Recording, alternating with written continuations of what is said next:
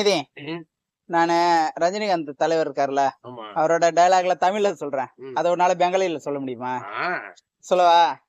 நான் ஒரு தடவ சொன்னா, 100 தடவ சொன்ன மாரி இந்த டயலாக் சொல்லு. আমি একবার বললো 100 বার বলার মতন। বুঝছো কথা? হ্যাঁ। என் வழி, தனி வழி. আমার রাস্তা আলাদা রাস্তা। আসবে না। হ্যাঁ। ஆண்டவன் சொல்றான், அருணாச்சலம் முடிக்கிறான்.